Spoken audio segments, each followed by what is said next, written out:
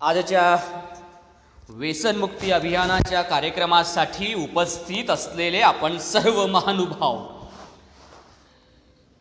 यावर्षी आम्ही हे व्यसनमुक्ती अभियान राबवित आहोत. मनात संकल्प घेऊन हा कार्यक्रम आम्ही सुरू केला आहे. आपल्या देशात व्यसनांचं प्रमाण खूप वाढलंय आणि म्हणून आपल्या पद्धतीने काहीतरी आपल्याला करता येईल हा विचार घेऊन आम्ही हा व्यसनमुक्ती संघर्ष अभियान राबवित आहोत. आपल्या गावात ही यात्रा आली. या यात्रेचं आपण स्वागत केलं, त्याबद्दल पहिल्यांदा आपल्या सगळ्यांचे आम्ही धन्यवाद आणि आभार मानतो आहे. महात्मा गांधी असं म्हणायचे, स्वातंत्र्यानंतर देशाला जर स्वातंत्र्य मिळालं आणि जर देशाला स्वातंत्र्य मिळालं आणि सत्ता जर कोणी माझ्या हातात दिली तर सर्वप्रथम मी काय करेल हे सांगताना महात्मा गांधीजी असं म्हणतात की मी दारूबंदी करेल. म्हणजे देशाची सूत्र माझ्या हातात दिल्यावर ते पहिलं काम मी दारूबंदीचं करेल हे सांगणारे महात्मा गांधी या व्यसनाधीनतेचं आणि दारूचे दुष्परिणाम किती भयंकर असू शकतात की माझं राष्ट्र मी ज्यावेळेस उभं करणार आहे त्या राष्ट्राची नीव वीट मी त्या ठिकाणी बांधेल दारूबंदीवरती. याच्यावरनं या विषयाची गांभीर्य आपल्याला लक्षात येत आहे. मी हा विषय घेऊन आलोय. माझ्या समोर आपण सगळेजण या ठिकाणी बसलेले आहात. याचा अर्थ आपण व्यसन करतात असा होत नाही, परंतु हा कार्यक्रम ऐकल्यानंतर आपल्या मनामध्ये सुद्धा व्यसनमुक्ती अभियानाची ज्योत प्रज्वलित व्हावी हा उद्देश आहे मंडळी, बाकी काही नाही. लाखो लोकांपर्यंत हा विषय नेल्यानंतर एखाद्याच्या जरी मनात ती ज्योत आपण पेटवू शकलात तरी सुद्धा खऱ्या अर्थानं हे परमेश्वराचं काम आहे असं समजा. आपला भारत देश हा तरुणांचा देश आहे. जगाच्या पाठीवर महासत्ता होईल एवढी ताकद आपल्या देशाची आहे. आणि म्हणूनच तर डॉक्टर APJ अब्दुल कलामांनी भारत 2020 मध्ये महासत्ता होईल हे सांगितलं. कशाच्या आधारावर सांगितलं? कारण या देशातल्या तरुणांच्या डोळ्यांमधलं स्वप्न कदाचित अब्दुल कलामांनी पाहिलं आणि कदाचित हा देश महासत्ता होऊ शकेल असा आशावाद. पण एका गोष्टीमध्ये हा भाबळा आशावाद आहे की काय असं मला वाटतंय का? या देशाला तरुणांचा देश म्हणत असतानाच या तरुणांना एका गोष्टीनं जर ग्रासलं असेल तर हा देश महासत्ता होणार नाही आणि ते आहे व्यसन. व्यसनांच्या आहारी या ठिकाणी जर तरुण जात असतील तर कसा होणार आपला देश महासत्ता? या व्यसनांचे प्रकार तरी कोणते? पान, तंबाखू, गुटखा खाणे हा पहिला प्रकार, विडी सिगरेट ओढणे हा दुसरा प्रकार, नशापान हा तिसरा प्रकार आहे, मादक पदार्थांचं सेवन करणं, मग त्यात चरस, गांजा, ड्रग्स, हेरोईन, अफू, गांजा वगैरे सगळं हा त्यात येतं. हे सगळे व्यसनांचे वेगवेगळे प्रकार आहेत. आपण असं म्हणतो ना, हा देह देवाचं मंदिर आहे. या देहात देव राहतो, देवाचं वसतिस्थान माझ्या शरीरात आहे असं आपण म्हणतो ना. आत आत्मा जो आहे परमेश्वराचा अंश आहे असं म्हणतो ना. भगवान का घर आहे ना असं म्हणतात ना. मग जर या भगवानच्या आत्म्याच्या घराला आत्मा जर त्या ठिकाणी राहत असेल तर त्या मंदिरामध्ये असणाऱ्या या आत्म्यारूपी देवाला मदिरेचा अभिषेक आणि सिगारेटची उदबत्तीचा गंध ओवाळायचा ही या मानवी देहाची विटंबना नाही आहे. अरे इतकं सुंदर शरीर तुम्हाला आम्हाला या ठिकाणी दिलाय. एक माणूस असतो तो म्हणतो मला त्याकडे काहीच नाही आहे, मी फार फाटका माणूस आहे. तेव्हा तो एका माणसाला एक माणूस त्याला सांगतो, अरे तू कसा फाटका माणूस आहे, तुझ्याकडे असं परमेश्वरानं दिलं आहे, तू स्वतः फाटका नाही आहे. तो म्हणतो नाही रे बाबा मी फाटकाच आहे. तो म्हणतो असं तुझ्याकडच्या वस्तू मला दे, ज्या परमेश्वरानं तुला दिलेल्या आहेत त्या मला दे, मी त्या बदल्यात तुला पैसा देतो. हा म्हणतो माझ्याकडे वस्तू, हो तुझे हात बघ किती सुंदर आहे, दोघं हात मला दे, 2 लाख रुपये तुला मी देतो, दोघं पाय मला दे, तो असे 2 लाख तुला देतो. शरीराच्या एक एक अवयवाचे त्या ठिकाणी हा माणूस त्या ठिकाणी बोली लावायला लागला आणि लाखो नव्हे करोडोची संपत्ती त्याच्या शरीराची लावली आणि म्हटले दे, करोडो रुपये तुला देतो, त्या बदल्यात मला जे हवंय ते अवयव मी काढून घेईन. तो माणूस म्हटला नव्हे बाबा नको रे, मी नाही देणार माझ्या शरीरातले अवयव. मग तो माणूस म्हणतो अरे तू अवयव देत नाहीये, मग कशाला परमेश्वरानं मला काही दिलं नाही असं म्हणतोस? अरे परमेश्वरानं इतकं सुंदर देह दिला आहे, या सुंदर देहाच्या अशा पद्धतीने विटंबना तू करतोस. कोणी अशा पद्धतीने काही दिलं नाही आणि त्या देहानं विटंबना करतोस. नाधिनतेनं या देहाच्या विटंबनेला तुम्ही त्या ठिकाणी करताय.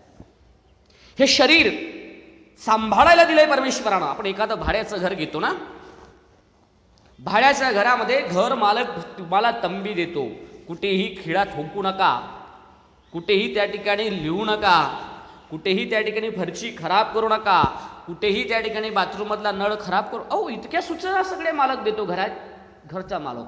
आणि जर तुम्ही त्या सूचनांच्या पलीकडे गेलात तर काय करता? एक तर घर मालक त्या ठिकाणी हाकलून देईल, अन्यथा तुम्हाला त्यात भाड्यात पैसे वाढवून देईल. मग जर हे शरीर सुद्धा कोणाचं तरी भाड्याचं आहे, त्या शरीराला अशा पद्धतीने व्यसनांच्या आरी जाऊन विटंबना करणं, खराब याचा तुम्हाला अधिकार कोणी दिला आहे? हे परमेश्वराचं शरीर अत्यंत सुंदर आहे, त्याला व्यवस्थित ठेवलं पाहिजे. काय दुर्दैव आहे पहा, आपल्या देशात आणि परदेशात जे विकसित देश आहेत ना, या विकसित देशांमध्ये व्यसनाधींच्या कोणत्याही जाहिराती ज्या आहेत, कोणत्याही जाहिराती, मादक पदार्थांच्या बाबतीतल्या कोणत्याही जाहिरातींवरती त्या ठिकाणी बंदी घातली आहे. कोणत्याही देशात टीव्हीवरती, विकसित देशातली गोष्ट करतोय मी, विकसित देशात अशा पद्धतीने जाहिराती दाखविल्या जात नाही. पहिली गोष्ट.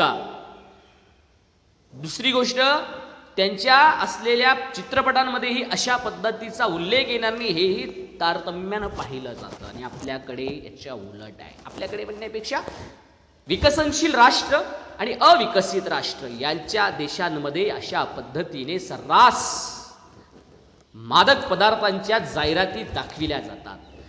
ज्या हिरो आम्ही ज्याला हिरो म्हणतो, आयडॉल म्हणतो, तो सर्रास यांच्या जाहिराती करताना दिसतोय. मग तो हिरो पुढी घेतो कसा, दारूची बाटली फेकतो कसा, आणि त्याची जाहिरात आमच्या मनावरती त्या ठिकाणी प्रभाव करून जातोय. पण म्हणावं लागेल, सगळ्याच सेलिब्रिटींनी या जाहिरातींना स्वीकारलं नाही बरं. मग अमिताभ बच्चननी कितीतरी प्रकारच्या जाहिराती केल्या, वेगवेगळ्या प्रॉडक्टच्या, पायाच्या नखाटपासून केसांपर्यंतच्या वेगवेगळ्या ज्या वस्तू प्रॉडक्ट आहेत त्याच्या जाहिराती अमिताभ बच्चनने केल्यात. परंतु पायाच्या नखांपासून केसांपर्यंत शरीर खराब करेल अशा दारूची कोणतीही जाहिरात मात्र अमिताभ बच्चनने केली नाही आहे. एक अक्षर आदमी को हिजड़ा बना देते म्हणणारे मनाना पाटेकर एक बोतल हिजड़ा बना देते, हे सांगायला विसरले नाहीये. त्यांनी कधीही दारूची जाहिरात केली नाही. निर्लज्जपणानं त्या ठिकाणी सार्वजनिक ठिकाणी दारू धूम्रपानावरती बंदी आहे. तुम्हाला सार्वजनिक ठिकाणी धूम्रपान करता येत नाही तरी सुद्धा निर्लज्जपणानं त्या ठिकाणी विडी, सिगरेट, तंबाखू त्या ठिकाणी होडताना, पिचकाऱ्या मारताना तुम्हाला आम्हाला दिसत आहेत. आणि सज्जन काय करताय, शांतपणे त्याच्याकडे बघतायत. सार्वजनिक ठिकाणी असा अपराध करत असेल तर त्याला तिथंच थांबवलं पाहिजे. पण मांजरीच्या गळ्यात घंटा बांधील कोण? आपल्या काही बापाचं जातं, आपल्या तोंडावर रुमाल बांधला की झालं. ही जी पळवणूक आहे ही फार घातक आहे. सज्जनांचा सज्जनपणा हा त्या ठिकाणी दुर्जनांना मोठं करायला कारणीभूत ठरतो. बाबासाहेब आंबेडकर असं म्हणतात, अन्याय करणं पाप आहे, पण ते सहन करणं त्याच्याहून महापाप आहे. सार्वजनिक ठिकाणी जर तुम्ही अशा पद्धतीने धूम्रपान, मद्यपान करत असाल तर ते पाप आहेच. पण जे घेत नाही, धूम्रपान, मद्यपान करत नाही आणि अशा पद्धतीने सार्वजनिक ठिकाणी कोणी धूम्रपान, मद्यपान करत असेल तर त्याला जर तुम्ही आवरत नसाल तर तुम्ही त्याच्यापेक्षा महाअपराधी आहात, हे विसरू नका मित्र. काय गंमत आहे पहा, महाराष्ट्रात गुटख्यावर बंदी आहे ना? मग गुटखा मिळतो की नाही महाराष्ट्रात? मिळतो. अगदी खेड्यापाड्यावर सुद्धा मिळतो. पुन्हा मला गंमत वाटते आहे, महाराष्ट्रात गुटख्यावर बंदी आहे, तंबाखूवर नाही. याला काय म्हणावं? तंबाखूवर नाही, गुटख्यावर आहे. ही सरळ पळवाट आहे की नाही? बरं, तंबाखूची गंमत किती भारी पहा ना तुम्ही. माहिती असेल कदाचित आपल्याला, तंबाखूचं हे एक पीक आहे. जसं आपण ज्वारी, बाजरी, गहूचं पीक घेतो तसं हे मादक पदार्थ असलेल्या तंबाखूचं हे पीक आहे. तंबाखूचं पीक जो शेतकरी घेतो त्याला जाऊन विचारा, तुला काय काळजी करावी लागते बाबा. तो तुम्हाला सांगेल, काळजी तंबाखूच्या पिकाची काहीच नाही. एकदा पेरणी केली की बघायचंच नाही. गुरढोर तर अजिबात या पिकाच्या शेतात घुसत नाही. कोणतंही जनावर तंबाखूच्या शेतात घुसत नाही. तंबाखूचं तर हिरवा चारा खात नाही.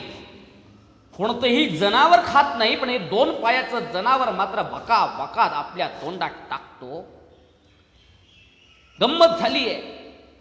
पान टपरीवरती तुम्हाला तंबाखू मिळेल, गुटखा मिळणार नाही. अर्थात सर्रास पद्धती मिळत नाही, चोरून लपून मिळतो आहे. पण त्यात आणखी एक शक्कल लढवली खाणाऱ्यांनी. काय? वेगवेगळ्या सुगंधित पुड्या मिळतात सुपारीच्या. त्या वेगवेगळ्या 2-3 सुपाऱ्यांच्या पुड्या एकत्र करायच्या, तंबाखू त्यात टाकायची, चोळायची, झाला की गुटखा. काय शक्कल लढवतील काही सांगता येत नाही. मी मूळचा ज्या भागातला आहे, शिरपूर या भागातला आहे. आमच्या तालुक्यामध्ये आणखी तंबाखूचा एक प्रकार आहे. तो अख्ख्या महाराष्ट्रात तुम्हाला कुठेच मिळणार नाही. तो फक्त शिरपूर तालुक्यात आहे. आणि आता धुळेपर्यंत जाऊन आमचीच लोक तिकडे गेली म्हणून, मागणी केली म्हणून तिथपर्यंत मिळायला लागला आहे. पण मूळ स्रोत जो आहे तो शिरपूर तालुक्याचा आहे. काय प्रकार आहे तंबाखूचा? वाकडी नावाचा प्रकार आहे. हो, वाकडी. वाकडी म्हणजे आहे ती तंबाखूचा पुडा घ्यायचा, तिला पुन्हा वाकडी करायची म्हणून त्याच्यात काथा चुना टाकायचा, चांगली ओली करायची, चांगलं घासायचं. ज्यावेळेस अशी ही तंबाखूची वाकडी बनविली जाते ना, त्यावेळेस तुम्ही त्याच्या जवळून जा, तुमच्या लक्षात येईल. तंबाखूची ती वाकडी बनविलेल्या माणसा जवळून तुम्ही रस्त्यावरून गेलेत ना, तरी सुद्धा तुम्हाला त्या ठिकाणी पटापट जर तुम्ही खात नसाल तर शिंका आल्याशिवाय राहणार नाहीत. इतकी तेज ती त्या ठिकाणी बनविली जाते. आणि हा प्रकार त्या ठिकाणी आमच्या भागात सर्रास मिळतो आहे. शाळांमध्ये, महाविद्यालयांच्या पोरांच्या दप्तरांमध्ये, खिशांमध्ये तपासणी केल्यावरती सर्रास विमल गुटख्यांच्या पुड्या त्या ठिकाणी सापडायला लागलाय. पोरं हो, हा मोह आहे आणि हा फसवा मोह आहे. आणि या फसव्या मोहामुळे तुम्ही व्यसनाधीनतेकडे वळता आणि व्यसनाकडून पुन्हा तुमचा विनाशाकडे प्रवास अटळ आहे. मित्रांनो, व्यसन हा एक भुंगा आहे. भुंगा जो लाकडाला एकदा जर लागला तर पोखरल्याशिवाय त्या लाकडाला सोडत नाही, असा हा व्यसन नावाचा भुंगा आहे. मुळात तुम्हाला लागायलाच नको आहे. म्हणून मी आलोय सांगायला. मी व्यसन करत नाही, करू नये यासाठीच प्रबोधन कदाचित मी करतोय. व्यसन लागायलाच नको आहे. म्हणजे रोग होण्यापेक्षा न झालेला बरा. तसं व्यसन न लागलेलंच बरं. कारण लागलेलं व्यसन सोडणं फार अवघड आहे. बरं, फार अवघड आहे. सुटत नाही असं मी म्हणत नाही, अवघड आहे. त्यापेक्षा न लागू दिलेलं बरं आहे. अन्यथा हे व्यसन रूपी भुंगा जर आपल्याला लागला तर आपल्या आयुष्याचा, शरीराचा सत्यानाश केल्याशिवाय राहत नाही.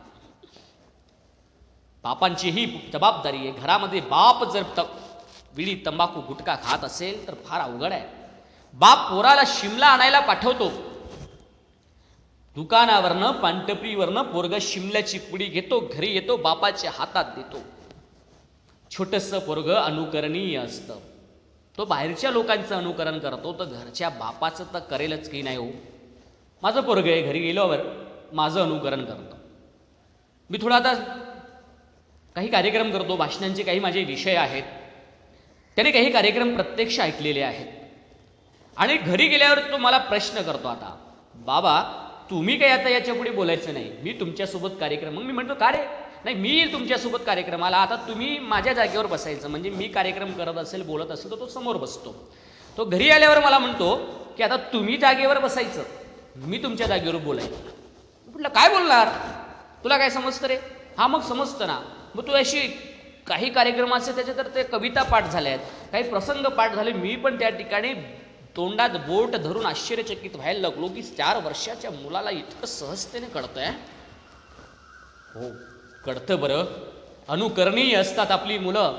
बाप शिमला आणायला सांगतो, शिमला पोरगा आणून देतो. बाप त्या ठिकाणी शिमल्याची पुडी घेतो, तोडतो, हातात टाकतो, ठोकतो, तोंडात टाकतो आणि पिचकारी मारून निघून जातो बाहेर कामाला. पोरानं हे सगळं पाहिलेलं असतं. ती शिमल्याची पुडी ज्या ठिकाणी फेकलेली असते तिथपर्यंत पोरगं जातं, आजूबाजूला पाहतं कोणी बघतंय की नाही, कोणी बघत नाही म्हणून ती पुडी उचलतो. सहजता बाप करतो, आपल्याला काय हरकत आहे, बाप करतो याचा अर्थ वाईट काहीच नाही ना. आणि म्हणून ती पुडी उचलतो, ती पुडी फोडतो. खरं तर फुटलेली पुडी पुन्हा फोडतो, त्या ठिकाणी आपल्या हातावर टाकतो. एखाद्या दिवशी काहीच येत नाही, पण एखाद्या दिवशी त्या शिमल्याच्या पुडीत एखादा छोटासा तुकडा हातात येतो. कोहिनूर हिळा सापडावा तसं त्याला तो सुपारीचा खडा सापडलेला असतो. तोही बापासारखं त्या ठिकाणी 2, 3, 4, 5 ठोकतो. छानपैकी तिला फुंकर मारतो. बापाने जसं कोटाच्या खालीत ठेवली तशी ठेवतो, पिचकारी मारतो, निघून जातो कामाला. अनुकरणीय आहे. मग पुराण जर पुढे तंबाखू खाल्ली तर बाप हो तुम्हाला बोलण्याचा अधिकार नाही आहे. आमच्या शाळांमध्ये मास्तरही त्या ठिकाणी पुड्या खातात. वाईट वाटतं हो. सगळेच खातात असं नाही. जे खातात त्यांची गोष्ट करतोय. पुन्हा नाही तर आक्षेप मास्तरांवर काय बोलतोय. मी मास्तर आहे, मी शिक्षक आहे, माझं काही व्रत आहे. मी या व्यवसायात आल्यावरती त्या ठिकाणी काही गोष्टींचं तारतम्य मी पाळलंच पाहिजे. असं काही लिखित नाहीये. मान्य आहे ना, लिखित नाहीये. शिक्षकांना भावना नसतात का? असतात हो. पण तरी सुद्धा हा आपण व्यवसाय जो स्वीकारला आहे, या व्यवसायात आपण कोणत्याही मशीनशी आपला संबंध येत नाही, कोणत्याही यंत्राशी आपला संबंध येत नाही. आपला संबंध येतो तो जातीवंत ज्याने जिवंत असलेल्याच रक्ता मांसाच्या गोळाशी. ज्याला आकार देण्याची जबाबदारी तुमची आमची आहे. मुलं घरी जेवढा वेळ पालकांजवळ असतात त्याच्याही जास्त कालावधी तुमच्याशी जवळतीक असतात आणि तुमचं अनुकरण त्या ठिकाणी करत असतात. मी मगाशीच म्हटलं, पोरगा जसं बापाचं अनुकरण करतं, पोरगं तसं बाप शिक्षकाचंही अनुकरण करतोच. मग आपल्या शाळेतला शिक्षक येतो कसा? तुम्ही हवं तर आहे ना, आपल्या पश्चात आपल्या संदर्भातली ऍक्टिंग एखाद्या मुलाला करायला लावायची, की हुबेहूब तो करून दाखवेल ना तुम्हाला. तुम्ही म्हणाल की अरे असं आपला शिक्षक येतो कसा, ड्रेस घालून कसा येतो, गाडीवरती त्या ठिकाणी कसा बसतो, गाडीवरनं खाली उतरताना कशी पॅन्ट झटकतो, डोक्यावरती त्या ठिकाणी केसांना कशी स्टाईल मारतो, वर्गात येत त्या ठिकाणी शाळेत आल्यावरती कसं ऑफिसमध्ये जाऊन त्या ठिकाणी आपल्या हातातली पाण्याची बाटली ठेवतो. इतकं बारीक लक्ष असतं पोरांचं, बारीक लक्ष असतं. शाळेमध्ये तुम्ही CCTV कॅमेरे लावा अगर नका लावा, तुमच्या शाळेत जेवढी संख्या आहे त्याला गुणीला 2 करा, एवढे CCTV कॅमेरे तुमच्यावरतीच आहेत. कारण मी मगाशी सांगितलं, आपण यंत्रांना नाही तर जिवंत हाडा मांसाच्या गोळ्याला शिकवत असतो. या हाडा मांसाच्या गोळ्याला भावना असतात आणि अतिशय तीव्र असतात, अनुकरणीय असतात, शिकणारी असतात. आमचा मास्तर, आमचा शिक्षक आमच्या वर्गात येतो कसा, बोलतो कसा, शिकवतो कसा, पोरांना बोलतो कसा, हळूच त्या ठिकाणी मधली सुटी झाल्यावरती मुतारी जवळ जातो कसा, इकडे तिकडे पाहतो कसा, खिशातून पुडी काढतो कसा, टाकतो कशा, तोंडात फेकतो कसा, तोंड पुसतो कसा आणि वर्गात पुन्हा येतो कसा, याचं इत्यंभूत बारीक बारीक लक्ष या CCTV कॅमेऱ्यांचं असतं. आणि म्हणून माझ्या बांधवांनो, खा अगर नका खा, तुम्हाला उपदेश करण्याचा मला काही अधिकार नाही. पण खात असाल तर कमीत कमी शाळेमध्ये तरी त्यांना दिसणार नाही या पद्धतीने न्यायचा प्रयत्न करा. पण शाळेत तुम्ही कितीही प्रयत्न करा, दिसणार नाही तरी सुद्धा एवढे CCTV कॅमेरे, त्यातला एखादा ना एखादा तुम्हाला टिपतो आणि टिपतोच. म्हणून कमीत कमी शाळेत आल्यावरती याच्याकडे दुर्लक्ष करावं, प्रयत्न करा. हा तुम्ही पण तंबाखू गुटखा खाणाऱ्या लोकांचे चेहरे पहा कसे निस्तेज असतात. 20 वर्षाचा तरुण पोरगा 40 वर्षाचा त्या ठिकाणी वाटतो. शासनानं 31 मे तंबाखू विरोधी दिन मानला आहे आणि 26 जून अंमली पदार्थ विरोधी दिन आहे. पण हे दिन नुसते त्या ठिकाणी शासकीय कागदपत्रांनी पूर्ण करण्यासाठी आहे. मंडळी, मित्र हो, त्या तंबाखूत 300 प्रकारचे रासायनिक असे घटक आहेत की ज्यामुळे आपल्या शरीराला हानिकारक आहे.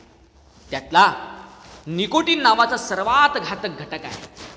त्याच्यामुळे आम्हाला कर्करोग होतो आणि होतोच. आणि म्हणून शासनाने त्या तंबाखू उत्पादकांच्या कंपन्यांना, गुटख्यांच्या कंपन्यांना सांगितलंय, तर तुम्ही उत्पादन करत असाल तर त्याच्यावरती, त्या पुडीवरती लिहा तंबाखूमुळे कर्करोग होतो असं लिहा. आणि लिहिलेलं असतं बरं, ठळक अक्षरात लिहिलेलं असतं. पूर्वी सिगारेटच्या पाकिटवरती बारीक अक्षरात राहायचं. शासनानं पुन्हा त्या ठिकाणी सांगितलं, शासनाने म्हणजे सर्वोच्च न्यायालयाने कान उघडले आणि डाळ अक्षरामध्ये, म्हणजे बाकीचे सिगारेटचं नाव त्या ठिकाणी तुम्हाला छोट्या अक्षरात दिसेल, पण सिगारेटमुळे त्या ठिकाणी कर्करोग होतो हे जाड अक्षरात विंचवाचं चिन्ह त्या ठिकाणी आहे. तरी सुद्धा ते आपल्यासाठी लिहिलेलंच नाहीये. इतकं सहजतेनं दुर्लक्ष आपण त्या ठिकाणी करतो. मी तर शासनाला पुन्हा म्हणेल, हे सुधारणार नाहीत. मग शिमला, माणिकचंद, आणखी कोणत्या ज्या पुड्या आहेत, माणिकचंद गुटखा, शिमला गुटखा असं आहे ना, त्या गुटक्यातला फक्त त्या ठिकाणी नावात थोडा बदल केला. माणिकचंद गुटखा त्यातला ट काढून टाका आणि तेवढंच ठेवा आणि त्या पुडीवर लिहा माणिकचंद गुटखा, शिमला गुटखा असं लिहावं. कमीत कमी यांना समजत नसेल तर कमीत कमी खाताना आम्ही गु खातो हे मान्य करा तुम्ही आता त्या ठिकाणी. आणि मान्य करतील इतके निर्लज्ज पद्धतीने त्या ठिकाणी आहेत. अरे गुटखाऱ्या खाणाऱ्याच्या तोंडात सरळ 4 बोटं सुद्धा जाऊ शकत नाहीत. तोंड सारखं आंबलेलं असतं. तिखट पदार्थही कधी खाऊ शकत नाही. त्याचा पुढचा प्रकार आहे सिगरेट, बिडी सिगरेट. सिगरेट आपण पित नाही, सिगरेटच आपणाला पित असते. एका सिगरेट पिण्यानं 5 मिनिटांचं आयुष्य कमी होतं हे शास्त्रज्ञांनी सिद्ध केलं आहे. तरीही बिनधास्तपणे त्या ठिकाणी पितोय. अरे धम्रपानामुळे, या सिगारेटच्या धुरामुळे आपणच नाही तर आपल्या जवळच्या व्यक्तींनाही त्या त्रास होतो. प्रत्येक चित्रपट सुरू होण्याआधी हे दाखवलं जातं की बाबा रे, ही जाहिरात दाखवली जाते. पण यांना पिणाऱ्यांना याचं काहीच वाटत नाही. ती जाहिरात आपल्यासाठी नाहीच. समोर जाहिरात सुरू असते आणि हा त्या ठिकाणी मस्तपैकी पितो. अर्थात चित्रपटगृहात बंदी असेल तर तो तिथपर्यंत नेत नाही. इथं परदेशातून बॉम्ब सहज RDX भारतात येऊ शकतं, तर चित्रपटगृहात बिडी, तंबाखू, गुटखा जात नाही असं वाटतं का? किती चेक करा हो, तुमच्याकडे काय डिटेक्टर ठेवता का तुम्ही? कुठेही घालून तर बरोबर घेऊन जातो. तलप लागली की खातो पितो. कारण दर 15 मिनिटात त्या ठिकाणी त्याला बिडी, तंबाखू, सिगारेट लागतंच. त्याचं कारण आहे, या 15 मिनिटांमध्ये त्याला त्या बिडी, तंबाखू पिल्यामुळे, खाल्ल्यामुळे उत्तेजना मिळते. 15 मिनिट उत्तेजना असते. मग त्या 15 मिनिटांमध्ये त्याला कामाचा उत्साह वाटतो असेल कदाचित. त्या 15 मिनिटाच्या उत्साहामुळे त्या ठिकाणी तो कामाला लागतो. पण 15 मिनिटं जशी संपली तसा हळूहळू त्याच्यातला तो उत्साह कमी होत जातो. मग त्याच्या मनात ती थोडी अस्वस्थता वाढायला लागते. मग त्या अस्वस्थतेमुळे त्याला पुन्हा थकवा जाणवायला लागतो.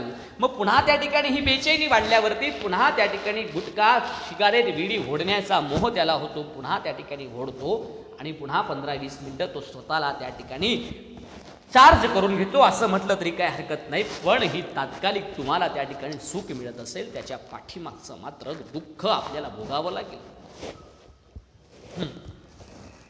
काही महाभाग तर रात्रभर तोंडात गुटखा टाकता, रात्रभर तोंडात झोपलेले, सकाळ उठेपर्यंत तोंडात गुटखा. त्यात एखाद्याला मध्येच 12-1 वाजता जाग आली तर हा काय करतो? तोंडात जो गुटखा ठेवलेला असतो तो फेकतो. आता तर झोपेल चुपचाप, 2-3 तास शांततेने नाही. पुन्हा त्या उशी खाली ठेवलेली पुडी काढतो पुन्हा त्या ठिकाणी तोंडात ती टाकतो आणि पुन्हा झोपून जातो. वा रे वा वा वा. अरे रात्रभर जर अशा पद्धतीने तुमच्या तोंडामध्ये गुटखा असेल तर सकाळ झाल्यावर दिवस हे सहन करणार हो. अरे काही लोखंडाचं नाहीये, शेवटी चामड्याचं आहे. त्याची एक स्वतःची क्षमता आहे. त्या क्षमतांचा तुम्ही त्या ठिकाणी पुरेपूर अशा पद्धतीने गैरफायदा घेणार तर तुम्हाला सांगतो असे अनेक प्रकार घडलेले आहेत, होत आहेत, जे मोठे मोठे चित्र दाखवले जातात. त्याचं कारण आहे अशा पद्धतीने रात्रभर तंबाखू ठेवल्यावरती, गुटखा ठेवल्यावरती सकाळ उठतो हा जबडा त्या ठिकाणी अत्यंत निस्तेज झालेला असतो. ब्रश करायला घेतो आणि ब्रश करता करता सरळ तो नरम झालेल्या जबड्यातनं ब्रश बाहेर निघतो. ही सत्य घटना आहे, सत्य घटना आहे. देशातल्या 12 वर्षाच्या खालील असलेल्या पोरांचं सुद्धा या गुटखा खाण्याचं प्रमाण वाढत चाललंय. भूक सुद्धा आहे ना धड लागत नाही, याच्यामुळे भूक सुद्धा धड लागत नाही. विडी, सिगरेट, तंबाखू याच्या पुढे त्याला त्या ठिकाणी पुढचा एक मोह होतो आणि जो सगळ्यात घातक आहे तो म्हणजे दारू. अरे दारूने झिंगला त्याचा संसार भंगला. अरे दारूने झिंगला त्याचा संसार भंगला. काय राव तुम्ही भलतंच कमावलं, काय राव तुम्ही भलतंच कमावलं, दारूच्या नादान बाटलीत गमावलं. हो दारूच्या नादान बाटलीत गमावलं. नि काय राव तुम्ही भलतंच कमावलं, दारूच्या नादान बाटलीत गमावलं. सगळं कमावलं रे बाबा, पण दारूच्या बाटलीने सगळं गमावलं ना. मी व्यसनमुक्तीच्या या कार्यक्रमामध्ये एकाला विचारलं, थोडा प्यायलाच होता तो, सद विनोदाचा भाग म्हणून, की म्हटलं काय रे बाबा पिता का तुम्ही? म्हटलं काय पिता? ही चौकशी आहे का? पण ऑफर आहे. नाही चौकशी आहे का ऑफर आहे? म्हटलं मी शब्द चकलोच. म्हटलं बाबा असं का म्हणतो? नाही ऑफर असेल तर पितो की, कुठे भेटायचं? आणि चौकशी असेल तर चौकशी? अहो गेली 5 वर्ष झाली बाटलीच्या तोंडाला हात लावलेला नाही. म्हटली मी बाटलीच्या तोंडाला हात लावलेला नाहीये. म्हटलं तुम्ही पिलेले दिसताय थोडस. पिलो ना मी, कुठं नाही म्हणतोय दारू प्यायलो नाही. मग बाटलीच्या तोंडाला मी हात लावलेला. आता बाटलीच्या तोंडाला हात लावायची काय गरज? आपण ग्लासात पितो ना. म्हटले म्हटलं बा खरं आहे, ग्लासात पिता. एक ग्लास आणला मी, माझ्याजवळ माझ्या बॅगेत प्रयोग असायचा असतो. म्हटलं याला दाखवलं पाहिजे, दारूचे दुष्परिणाम काय असतात दाखवले पाहिजे. एक ग्लास घेतला, त्याच्यात त्या बाटलीतले अर्धा ग्लास दारू मी भरली. तोही चकामका बघत होता. साला हा सुद्धा आपण मगाशी ऑफर आहे का वगैरे विचारल्यामुळे कदाचित देतोय की काय असं त्याला वाटत असेल. माझ्याकडे एक डब्बा होता, त्या डब्यामध्ये झुरळ होतं. एक झुरळ काढलं, जिवंत झुरळ त्या दारूच्या ग्लासात टाकलं आणि 2-3 सेकंद झाले असतील नसतील, त्या झुरळानं वरती 1-2 उडी मारण्याचा प्रयत्न केला, बाहेर निघण्याचा प्रयत्न केला. पण 1-2 सेकंद 5 सेकंदानंतर ते झुरळ त्या ठिकाणी शांत झालं, मेलं. तोही बघत होता. म्हटलं याला कळलं आता दारू किती भयंकर असते, किती विषारी असते, शरीराला किती अपायकारक असते. याला कदाचित सुधारेल. हा म्हणेल की मी आता याच्या पुढे दारूच्या ग्लासाला बी हात लावणार नाही म्हणेल असं वाटलं. तेवढ्यात तो निघाला जायला, काही बोललाच नाही. लागला. मी म्हटलं हो कुठे निघालेत? काही बोलला नाहीत तुम्ही याच्या संदर्भामध्ये? अहो म्हणले चाललो ना, तुम्ही दाखवलं मला लक्षात आलं, मी चाललो. म्हटलं कुठे चाललेत? काय लक्षात आलं तुम्हाला? अरे लक्षात आलं बाबा, माझ्याही पोटामध्ये किडे पडलेले आहेत. अर्धा ग्लास दारू पितो म्हणजे माझ्याही पोटातले किडे मरतील. घ्या आता डोक्याला हात लावून घ्या. हे लग्नात पिणाऱ्यांची तर लई गंमतच असते बाबा. हे एवढे टम्म झालेले असतात. रात्रीच्या डीजेची गंमतच पहा तुम्ही. यांना आहे ना 2-4 गाणे लागेपर्यंत, चढेपर्यंत गाणे वाजणार. एवढे टम्म होऊन जाता की तुम्ही डीजे बंद करा, जनरेटरच्या नुसत्या आवाजाने सुद्धा हे रात्रभर जिंकतील. बघून घ्या तुम्ही. दारूचे तर काही एवढे हावरट असतात, फुकटची म्हटली ना तर बास. एका पार्टीमध्ये फुकटची मिळाली, प्यायला लागला. वेटर म्हटला, हो जरा पाणी तर टाका.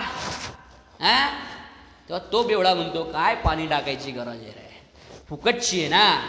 फुकटची दारू म्हटल्यावरती आमच्या तोंडाला एवढं पाणी आलेलं असतं की त्याच्यात पाणी नवीन टाकायची गरजच नसते.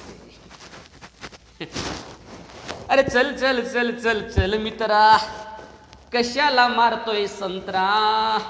अरे चल चल चल चल चल मित्रा, कशाला मारतोय संत्रा. संत्राचा नाद कुणी करायचा नाही, अर्धी पिऊन फुलटून कुठं बी पिऊन पळायचं नाही. हातात बाटली नशेत बेभान, दारुड्या गातोय गाणं.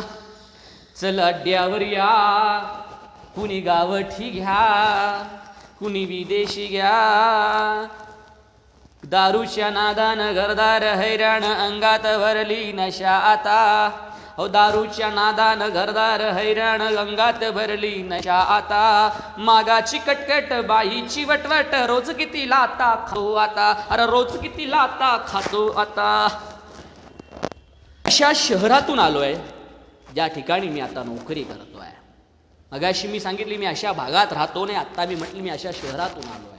माझी कर्मभूमी आणि जन्मभूमी वेगवेगळी आहे. मी अशा कर्मभूमीत राहतो, अशा कर्मभूमीतल्या शहरातून आलोय ज्या शहराच्या नावातच बार आहे. बार.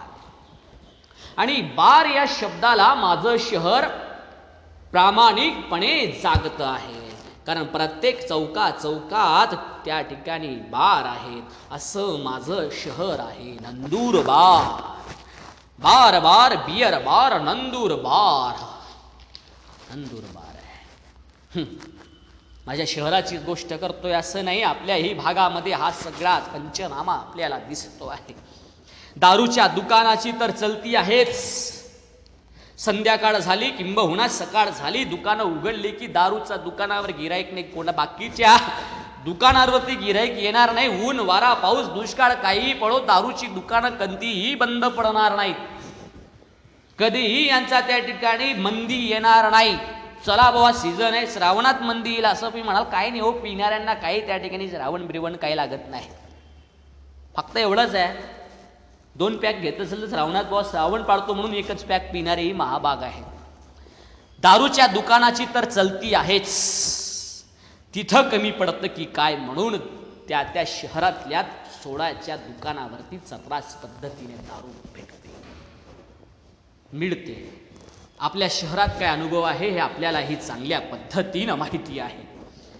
दारूच्या दुकानावरती त्या ठिकाणी दारू मिळतेच, पण सोड्याच्या दुकानावरही दारू मिळते. हे त्या शहरातल्या पोलिसांना माहिती नाहीये का? माहिती असलं पाहिजे. अहो एवढंच काय, माझ्या एका पत्रकारानं एक अनुभव सांगितला. रात्रीच्या वेळेस तो त्या ठिकाणी संपादकीय लिहायचं असल्यामुळे घरी आता काही जाण्याची वेळ नाही म्हणून मध्ये मध्ये तो अंडा भुर्जीच्या दुकानावरती काहीतरी भुर्जी खायला जातोय. पण गंमत पाहिली, आईला दारूच्या दुकानावर दारू मिळते बरोबर आहे, सोड्याच्या दुकानावरती दारू मिळते हे पण मी पाहिलंय, ऐकलंय. इथं तर साला जिथं अंडे खायला आलो अंड्याच्या दुकानावरही दारू मिळते. याला काय प्रकार म्हणावा? त्याला अस्वस्थता वाटली. अंड्या भुर्जीवाल्याला माहिती नाही हा को माणूस आहे गिराईक आहे, पण हा याचा पत्रकारातला संवेदनशील पत्रकार जागा झाला. त्या रात्री म्हटले मी याच्यावरच लेख लिहिला.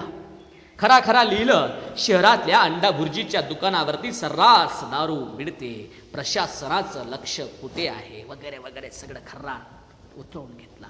समाधानानं तो लेख त्या ठिकाणी छापला गेला. दुसऱ्या दिवशी वृत्तपत्रामध्ये हा सगळा लेख छापल्यामुळे लोकांपर्यंत पोहोचला. वाटलं काहीतरी आपण त्या ठिकाणी सत्कर्म करतोय असं त्याला वाटतंय.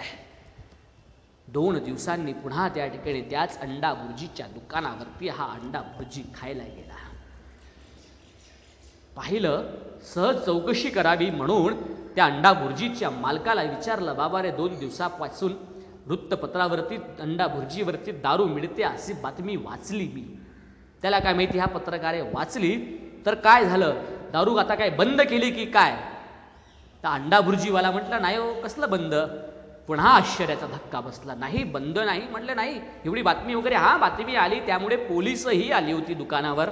म्हटली जरा पेपरमध्ये बातमी आलेली आहे, जरा गावात चेवचेव झालेली आहे, त्यामुळे जरा हप्ता वाढवून द्यावा लागेल, वरती सगळ्यांचं तोंड बंद करावं लागेल. काही नाही म्हटले, पोलीस आला आणि हप्ता वाढवून चालला गेला. दारू मिळते तुम्हाला देऊ का? याला काय म्हणायचं? उघड्या डोळ्यांनी हे सगळं प्रशासनातले हे अधिकारी पाहत नाहीत का? अरे मी जो व्यवसाय स्वीकारला आहे त्या व्यवसायातील आमचे 10% लोकांच्या गाड्या सुद्धा त्या ठिकाणी बाहेर लागल्यावरती मन अस्वस्थ होतं. 90% पित नाही, पण 10% पितात ना.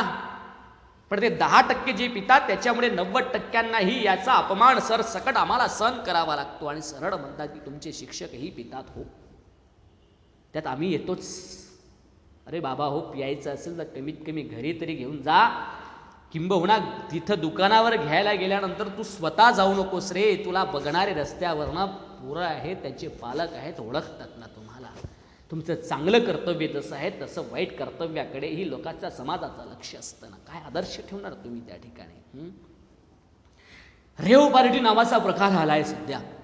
रेव पार्टी, मोठ्या मोठ्या धेंडांची पोरं, समीर दाजांची पोरं एकत्र येतात. यथेच्छ दारूचा त्या ठिकाणी महापूर असतो. एवढं कमी पडावं काय, त्या ठिकाणी बियर बार मधल्या बार मालांचाही प्रवेश त्या ठिकाणी झालेला असतो. 31 डिसेंबरला रात्रभर झिंगायचा प्रकार त्या ठिकाणी अलीकडे आलेला आहे.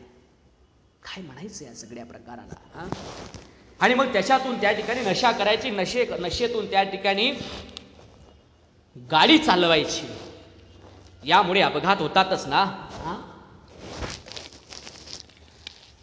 याचा परिणाम असा झाला की सर्वोच्च न्यायालयाला त्या ठिकाणी सक्त वॉर्निंग द्यावी लागली आहे. राष्ट्रीय महामार्गावरती कोणत्याही प्रकारची दारू विक्री करता येणार नाही. 500 मीटरच्या आत तुम्हाला जावं लागेल आणि तिथं दारू विकावी लागेल. मला सांगा, सर्वोच्च न्यायालयाने हा आदेश काढल्यानंतर महामार्गावरती दारू भेटते की नाही हो? लोक काय त्या ठिकाणी मार्ग काढतील काही सांगता येत नाही. काही मार्ग काढतात, काही. अरे या दारूच्या दुष्परिणामामुळे हे पिदाडे दिवसभर दारूत राहतात. हो, दिवसभर काही दारूत राहतात. संध्याकाळी दारूच्या नशेत काय वाटतं त्या मायबापांना जेव्हा हा परत घरात येतो त्यावेळेस.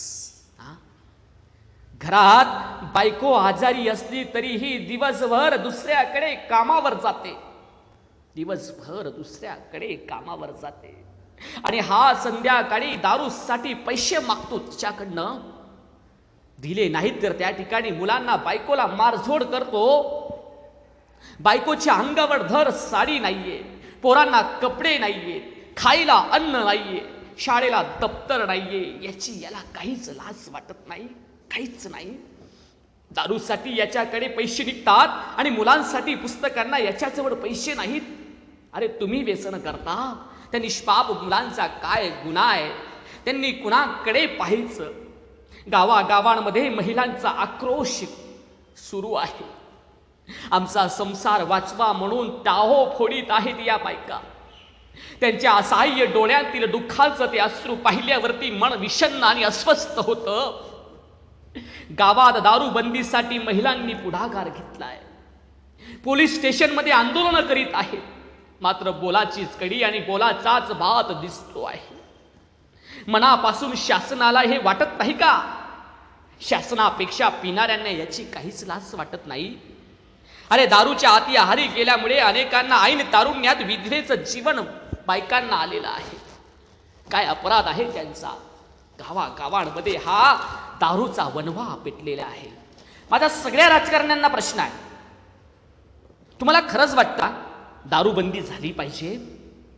मग कर्जमाफीसाठी जशी संघर्ष यात्रा तुम्ही काढली ना, तशी व्यसनमुक्तीसाठी सर्वपक्षीय यात्रा का काढत नाही शासन?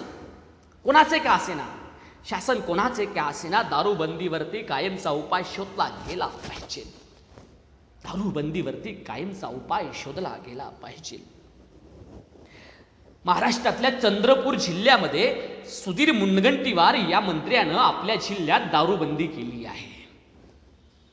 मला सांगा, पुन्हा माझ्या मनात प्रश्न निर्माण होतोय, दारूबंदी केल्यामुळे पिणारे दारू बंद करतात? या चंद्रपूरचा अनुभव आहे. तिथल्या मीडियानं सर्वे केला की या जिल्ह्यात दारूबंदी आहे तर दारू भेटते की नाही.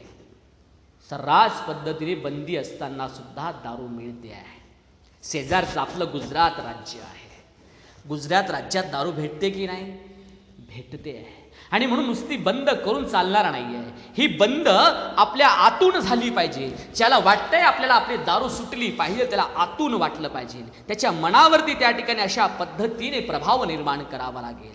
काय परवा दारू का पितात? दारू का पितात विचारलं तर टेन्शन आहे. टेन्शन आहे म्हणून दारू पिता. दारू हा काही कोणत्याही टेन्शनवरचा पर्याय असू शकत नाही. अरे व्यसनामुळं सामाजिक सांसारिक जीवनात तुम्हाला कोणी बरं म्हणत नाही. नातेवाईकही तुम्हाला मान देत नाही रे बाबांनो. तुम्ही पिणारे असाल आणि एखाद्या लग्नात तुम्ही सहकुटुंब गेल्यात, त्या बायकोला मान खाली घालून कोपऱ्यात बसून राहावं लागतं. केवळ या व्यसनाधीनतेमुळे आपल्याला मान सन्मान नातेवाईकांमध्ये नाही, समाजामध्ये सुद्धा नाहीये. बस पिणाऱ्यांना काय बहाणा लागतो. दुःख झालं की दारू, आनंद आहे म्हणून दारू. अरे मला सांगा, ज्यांची दारूची दुकानं आहेत ते तरी पितात का हो? ज्यांची दारूची दुकानं आहेत त्यांची मुलं पहा कुठे आहेत? अरे पुण्या मुंबईत आहेत, त्यांची मुलं पुण्यात आणि ही पिण्यात. वा वा वा वा वा. काय या बाटलीचा तुला मोह रे? हा, आईचं दूध आटलं तेव्हा चालू केली दुधाची बाटली. आईचं दूध आटलं तेव्हा चालू केली दुधाची बाटली. शाळेत जायला लागला तेव्हा चालू केली पाण्याची बाटली. शाळेत जायला लागला तेव्हा चालू केली पाण्याची बाटली. उच्च शिक्षण चालू केलं तेव्हा चालू केली बियरची बाटली. मग चालू केली देशी बाटली. ती का बरी नाही वाटली? मग चालू केली इंग्लिश बाटली. ती बरी वाटली पण तिनं खिशाची तिजोरी आटली. मग चालू केली गावठी बाटली. ती बरी वाटली पण ओव्हरलोड होऊन आतडी फाटली. दवाखान्यात नेलं, डॉक्टरांनी लावली सलाईनची बाटली. त्या बाटलीचं पण काही भागेना. शेवटी प्राण जोत मालवली. बॉडी घरी आणली, आंघोळ घातली. गुलाब पाणी आणि अत्तराची बाटली. तिने हौस नाही पिटली, मग चितेवर टाकली रॉकेलची बाटली. तिथेच सर्व हौस फिटली रे बाबा, तिथेच सर्व हौस फिटली. अरे दारूची एक बाटली अख्खी जिंदगानी फाटली रे.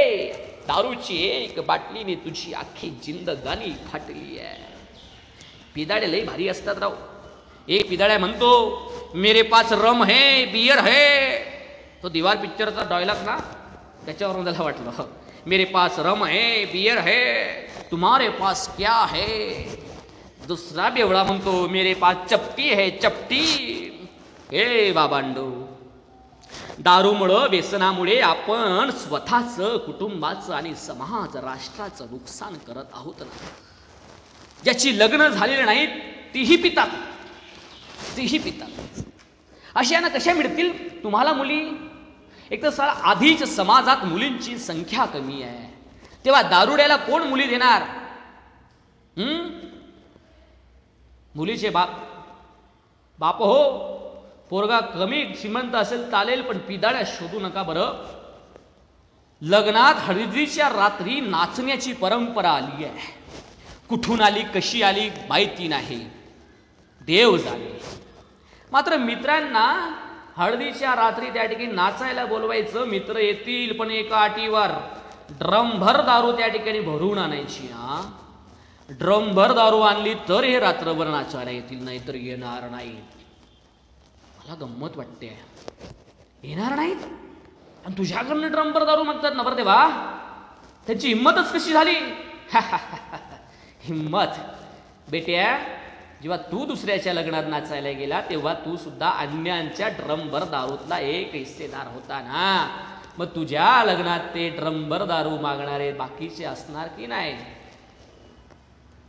जे पितच नाही त्यांच्याकडनं ड्रमभर दारू मागण्याची मित्रांची हिंमत कशी होईल? आणि ड्रमभर दारू मागणारे तुमचे मित्र असतील तर ते तुमचे मित्र नाहीच. कधीही त्या ठिकाणी एकटा कोणी एका हाताने टाळी वाजवत नाही. अरे धवड्या शेजारी पोळा बांधला, वान नाही पण गुण लागला ना बाबा, तू त्यांच्यातला एक आहे. मुलींच्या बापांनो, जर हळदीच्या रात्री याच्या लग्नामध्ये जर त्याचे मित्र पिऊन नाचले असतील ना, तर त्या दिवशी लग्न मोळा यांचं सांगतो. अच्छा, याला रात्रीचं कमी झालं की काय, सकाळी पार मूर्त निघून जातो. कशाला मूर्त काढता हो? मूर्त निघून जातो तरी साले या नवरदेवाच्या घोड्यासमोर याचे मित्र नाचतात. नवरदेवालाही पुढे जाऊ देत नाही. विनंती करावी लागते बाकीच्या मध्यस्थी माणसांना, जाऊ द्या हो, लग्नाचा मुहूर्त ठरलाय. अरे बाबा, मुहूर्त 11:30चा होता, 12:30 झालेत ना. हा, मग मानायचंच कशाला मुहूर्त? कशाला करतात एवढं सगळं? कसं तरी पाय विनंती करून त्या ठिकाणी नवरदेवाचा घोडा त्या ठठिकाणी नेला जातो. लग्न लावलं जातं. लग्न लागलं, जेवण करायला लोक त्या ठिकाणी आपापल्या पद्धतीने जातात. हे पिदाड्यांचं काय कमी पाहायला हवं. पिदाड्यांची गंमत आहे. लग्न झाल्यावरती जे अत्यंत ठा असतात, हे कुठे असतात पाहून घ्या. जेवण झाल्यावरती त्या ठिकाणी ज्या पत्तरवाड्या टाकलेल्या असतात, कुत्रं डुकरं आणि हे पिदाडे एकाच ठिकाणी गरबा खेळताना तुम्हाला दिसले नाही तर शपथ आहे. व्यसनांचे समर्थन करता, समर्थन करता काय? कामच तसं आहे. कधी कधी पितो, प्रासंगिक पितो. प्रासंगिक पिता का असा उलट पोराचं? बापा हो, हे असले पिणारे तुमचे वंशाचा दिवा आहेत. हा वंशाचा दिवा नाहीये, ही अपत्य. अपत्य अपत्य बापाला आपत्तीत टाकणारे हे अपत्य आहे.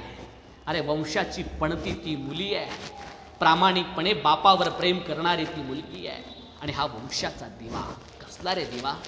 हा, व्यसन कशामुळे झडता? वाईट संगात, मित्रांची वाईट संगत. अरे असे मित्र असतील तर वेडीच त्यांना राम राम करा. बाबा, तुझा माझा काही संबंध नाहीच, जा, तुझ्याशी माझं जमणार नाही. एक दारुड्या बरोबर दुसऱ्या दारुड्याला शोधून काढतो. पहा तुम्ही, खेडेगावात लग्नाला गेलेत ना, की आता ठीक आहे गेले, उशीर व्हायचं पूर्वी आम्ही जायचो. लग्नाला गेल्यावरती त्या ठिकाणी गंमत आहे. नाश्ता झाला की जवळपासच्या लेकी आपल्या गावातले कोणी आहे का त्यांच्याकडे बाकीचे जायचे. त्यात जे पिणारे आहेत ते बरोबर त्या गावात कुठे मिळते याचा शोध घेऊन त्या नदीच्या काठावर बरोबर जाऊन पोहोचायचे. असले जे मित्र असतील ना, लांबूनच शिट्या मारतायत.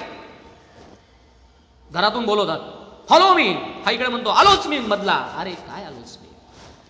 आई वडिलांच्या समोर यायला हे मित्र जर घाबरत असतील ना, समजायचं आई वडील हो, पालक हो, बाप हो, हे व्हायरस आहे तुमच्या मुलांच्या दृष्टिकोनातून. व्हायरस. बाप त्या मुलांना, मुलाचे आई वडील त्यांना अँटी व्हायरस वाटतात. या अँटी व्हायरस समोर हा व्हायरस यायला तयार नाही आहे. अशा जर शिट्या मारत असतील ते अँटी व्हायरसला, त्या व्हायरसला आपल्या अँटी व्हायरस खाली तिथंच दाबा, नाहीतर पुढे त्रास होण्याची शक्यता आहे.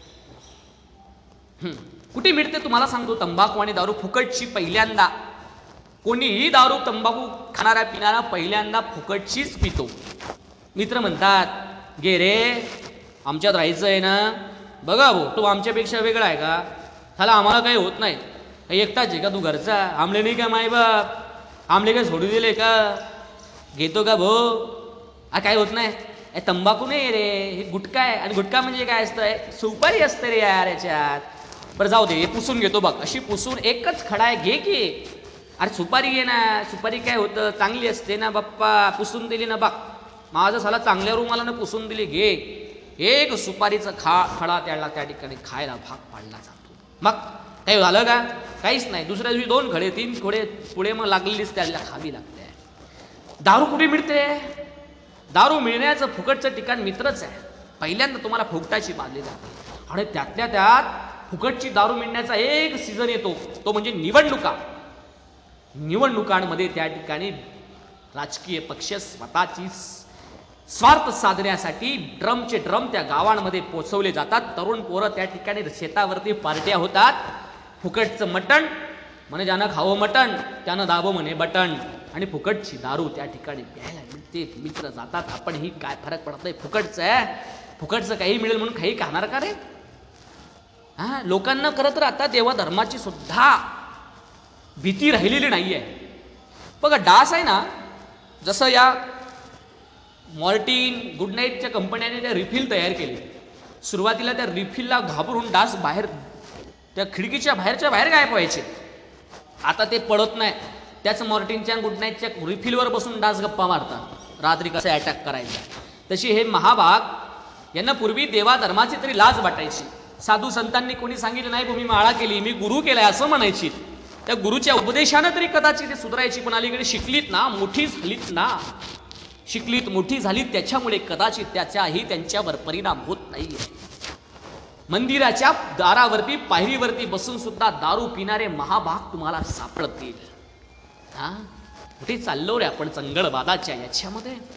असं म्हणतात, एक तत्ववेत्ता असं म्हणतो की तरुणांच्या ओटावरती कोणतं गाणं आहे त्याच्यावर तुमच्या देशाचं मी भविष्य काळ सांगतो, असं तो म्हणतो. पारतंत्र्याच्या कालखंडात आमच्या तरुणांच्या ओटावरती गाणं होतं, मेरा रंग दे बसंती चोला, आणि देशाला स्वातंत्र्य मिळालं. बरं, आणि स्वतंत्र भारतातल्या तरुणांच्या ओठावरती कोणतं गाणं आहे?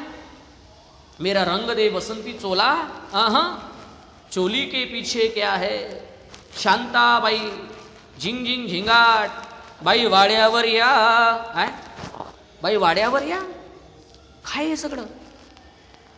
हा, लग्नाच्या याच्यात म्हणजे दारू पळस, दारू पळस, दारू पळस ना, देशी पळस, देशी पळस, देशी पळस ना. अशी जर गाणं असतील तर खरंच आपला देश त्या ठिकाणी विकसित होईल का? सांगा ना मला. पूर्वी शाळा शाळा महाविद्यालयांमध्ये क्लेवर मुलांची चर्चा व्हायची. क्लेवर मुलांची, क्लेवर म्हणजे हुशार. आता कसली चर्चा होते? लवर मुलांची. लवर, हा याचा लवर, तो त्याच्या लवर. काय चाललंय काय हे सगळं? आपल्या सगळ्यांच्या समाजामध्ये एक गोष्ट आली आहे. आपल्याला कार्पेट माहिती का? कार्पेट फळं पिकविण्यासाठी वापरलं जातं. खरं म्हणजे प्रत्येक फळांचा स्वतःचा एक गुणधर्म आहे. ते फळ म्हणजे चिकू, आंबा, केळी यांचा एक गुणधर्म आहे की त्या ठिकाणी तुम्ही त्याला पिकवायचा विचार केला तर स्वाभाविकरित्या पिकणार आहे. पण जर कार्पेट टाकलं की लवकर पिकतं ना. म्हणजे लवकर पिकविण्यासाठी कार्पेट वापरलं जातं. तसं मुला मुलींना लवकर पिकविण्याची एक कार्पेट नावाची गोष्ट आपल्या समाजात आलंय, ते म्हणजे मोबाईल नावाची गोष्ट. मोबाईल यानं पोरांना लवकर पिकवलं आणि बस त्याच्यातनं सगळाच दुष्परिणाम झाला. यात आणखी एक व्यसन सांगितलं पाहिजे, पत्त्यांचं व्यसन. ही सुद्धा फार भयंकर गोष्ट आहे, फार भयंकर गोष्ट. नाही बुवा, मी दारू पित नाही, मी तंबाखू खात नाही, मी कोणतंही व्यसन करत नाही, पण मला फक्त पत्त्यांचं व्यसन आहे, लॉटरीचं व्यसन आहे, हे सुद्धा तुम्हाला घातक आहे. महाभारतात आपल्याला युधिष्ठिर माहिती आहे, धर्मराज माहिती आहे. महाभारतातला अत्यंत आयडॉल पात्र कोणतं असेल तर धर्मराज युधिष्ठिर आहे. कधीही खोटं न बोलणारा, कोणावरही कोणताही अन्याय न करणारा असा युधिष्ठिर आहे. पण या युधिष्ठिराला मात्र एका गोष्टीचं व्यसन होतं आणि या व्यसनामुळे सगळं राज्य त्याला गमवावं लागलं. ते म्हणजे द्यूताचं, आपल्या भाषेत ते पत्त्यांचंच होतं. याचा फायदा कौरवांनी घेतला. शकुनीने त्याला आव्हान केलं, रे बैस, बसतो का? पत्त्यांचा डाव बघितल्यावरती जसं त्या ठिकाणी खाण्याचं पदार्थ बघितल्यावरती तोंडाला पाणी यावं, तसा त्या ठिकाणी पत्त्यांचा डाव बघितल्यावरती या खेळणाऱ्यांना पाणी आल्याशिवाय राहत नाही. एक डाव खेळल्याशिवाय पुढे जाण्याची इच्छा यांची राहतच नाही. बसला खेळायला, बसला की आणि लावलं की स्वतःपासून, भावांपासून, बायकोंपासून राज्य सगळं लावलं आणि सर्वस्व गमावलं ना. फसवून थोडी मिळवलं, तू लावलंस, हारला. पाचही पांडवाचे बाकीचे सगळे पांडव म्हणत होते, भावा आता नको रे उठ, आता नको रे उठ, पण नाही. व्यसनाधीनतेकडे गेलेला द्यूतात त्या ठिकाणी धर्मराज हरला. कितीही चांगला असला बाबा, तुला एकही गोष्ट सांगतोय, म्हणून त्या ठिकाणी व्यसनांमुळे अरे तुमचा पद, पैसा, प्रतिष्ठा जाते ना. म्हणून तुम्ही कितीही चांगले असाल पण दोन गोष्टींपासून सावध राहा, व्यसन आणि आळस. व्यसन आणि आळस यापैकी एकही गोष्ट तुमच्या अंगाला, मनाला लागली ना तर तुमचा सत्यानाश अटळ आहे. आणि यापासून तुम्ही दूर राहिलात ना तर तुमची हळूहळू का होईना प्रगती होते आणि होतेच.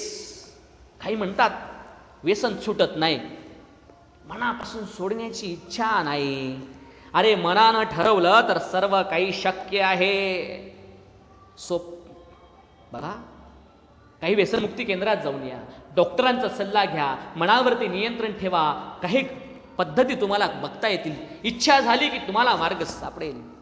स्वतःच्या मनाला डायव्हर्ट करा, मोठं मोठं स्वप्न बघा. अरे अख्खं आयुष्य तुमचं पडलेलं आहे. लग्न झालं असेल तर मुलाबाळांकडे पाहून त्यांच्या भविष्याचा विचार करून व्यसनाला सोडा रे बाबा. लग्न बाकी असेल तर स्वतःचं करिअर घडविण्याच्या दृष्टीनं स्वप्न बघा आणि उमठे वाहना. चांगल्या भागात बघा. मैत्री जोडा. आम्ही म्हणतो मैत्री जोडा, व्यसन छोडा, नशा छोडो, घर को जोडो, दारू सोडा, आरोग्य जोडा रे बाबा, आरोग्य जोडा. बघा जमतंय का? का सर करतोय आम्ही हा सगळा उठाठेवपणा? कशासाठी हे सगळं चाललंय आमचं? मला माहिती आहे. माझ्या सगळ्या या व्यसनमुक्तीच्या अभियानाच्या कार्यक्रमामध्ये तासभर बोलल्यानंतर लगेच कोणाची दारू सुटेल असं नाही. माझ्या समोर तुम्ही या ठिकाणी बसलात, कुणीही घेत नाही असं मी समजतोय. पण माझ्या कार्यक्रमातनं ही प्रेरणा घेऊन आपल्या समोर कुणी पीत असेल तर त्याची सोडविण्यासाठी आपण प्रयत्न करूया. पहिल्यांदा त्याचा पाय पडूया हवं तर, आणि मग त्याच्या हातातली त्या ठिकाणी विडी, सिगारेट, तंबाखू काढून घेऊया. सज्जन असेल, लाज वाटणारी असेल तर तो त्या ठिकाणी दचकेल, काही बोलणार नाही, नंतर आपल्यासमोर खाणार नाही, एवढं तरी करेल. एखादा अत्यंत त्रागडा वाईट बोलणारा असेल तो अद्वा तद्वा करेल, तुला काय बापना जाई राणा, म्हणा म्हणा खाई राणा असं बोलू शकतो. पण जगाच्या कल्याणा, संतांची विभूती, जगाचं काम करायचं असेल तर थोडंफार मान अपमान सहन करावा लागतो. आणि हे खऱ्या अर्थानं परमेश्वराचं काम आहे. हीच परमेश्वराची सेवा होऊ शकते. मी हे सगळं करतो आहे. लाख लोकांसमोर बोलल्यावरती कदाचित त्या लाखातला एकाचं जरी मन परिवर्तन मी करू शकलो ना, तरी सुद्धा मला वाटेल या जीवनाचं माझं मन सार्थकी लागलेलं असेल. त्या ठिकाणी खऱ्या अर्थानं माझी ही परमेश्वर सेवा त्या ठिकाणी असेल. स्वामी विवेकानंदांचं कार्य आम्ही हातात घेतलं आहे. स्वामी विवेकानंदांची खरी ही ईश्वरी सेवा, असं म्हणायचे, माणसाची सेवा ही ईश्वरी सेवा आहे. आणि म्हणून ही व्यसनमुक्तीची कार्यशाळा घेऊन, व्यसनमुक्तीचं अभियान यात्रा काढून हे मानव सेवेचं काम आम्ही घेतलेलं आहे. एका ठिकाणी आग लागलेली असते, आग मोठी असते. या आगीला विझविण्यासाठी अनेक माणसं त्या ठिकाणी प्रयत्न करीत असतात. एक चिमणी ही त्या ठिकाणी एका ठिकाणाहून पाणी आणते आणि त्या आगीमध्ये टाकत असते. ही सगळी धावपळ गंमत त्या ठिकाणी झाडावरती बसलेला कावळा पाहत असतो. त्याला आश्चर्य वाटलं. त्या चिमणीला तो जवळ बोलवतो आणि तो, अगं चिवताई चिवताई, आग मोठी लागलेली आहे, प्रचंड आहे. या प्रचंड आगीपुढे तू काय तुझा टिकाव लागणार आहे? अगं तू किती छोटी आहे, तुझी चोच किती छोटी, त्या छोट्या चोचीत पाणी किती मावणार, कशाला धावपळ करते आणि पाणी टाकते? अगं चिवताई, मी या ठिकाणी बसलोय झाडावर, माझ्या शेजारी बैस आणि समोरची आग लागली, त्या आगीकडे शांतपणे बघत बैस, कशाला धावपळ करते? तेव्हा ती चिमणी म्हणते, कावळे दादा, मला माहिती आहे आग मोठी आहे, माझी क्षमता माहिती आहे, माझी चोच माहिती आहे, माझ्या चोचीत पाणी किती येतं हे सुद्धा मला माहिती आहे. पण तरी सुद्धा प्रामाणिकपणे प्रयत्न करणं हे आपलं कर्तव्य आहे. आणि म्हणून त्या ठिकाणी मी पाणी टाकतंय, कारण मला माहिती आहे ज्यावेळेस या आगीचा इतिहास लिहिला जाईल त्यावेळेस माझं नाव आग लावणारे आणि आग बघणाऱ्यांमध्ये नसेल तर आग विझविणाऱ्यांमध्ये माझं नाव आहे. आणि म्हणून मित्र हो, व्यसनमुक्तीचं हे काम आपल्यासाठी अशा पद्धतीचं आहे. खारुताईचा हा वाटा आपण उचलूया आणि समाज निर्व्यसनी करूया. खऱ्या अर्थानं आपले पंतप्रधान नरेंद्र मोदीजींनी स्वच्छ भारत अभियानाचा संकल्प केला आहे. देश स्वच्छ करायचाच आहे, पण फक्त रस्त्यावरची घाण नाही, तर माणसाच्या मनातली घाण जी आहे, व्यसनाधीनतेची घाण जी आहे ती स्वच्छ करावी लागेल. मन स्वच्छ, शरीर स्वच्छ, तर रस्त्यावरती स्वच्छता आपोआप घडते. याच्यावरचा विश्वास माझा नाही तर महात्मा गांधींचा आहे. आणि म्हणून त्या ठिकाणी महात्मा गांधींनी स्वतःच्या मनाला स्वच्छ करण्यासाठी प्रार्थनेचं माध्यम त्या ठिकाणी स्वीकारलं होतं. आणि म्हणून या ठिकाणी मन आणि शरीर स्वच्छ करूया.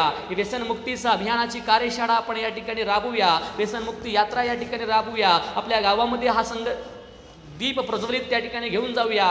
समर्थ सक्षम भारत त्या ठिकाणी करूया. आपण सगळ्यांनी मला या ठिकाणी शांतपणे ऐकून घेतलं त्याबद्दल आपल्या सगळ्यांचे मी आभार मानतो आणि माझ्या वाणीला या ठिकाणी पूर्ण विराम देतोय. जय हिंद, वंदे मातरम.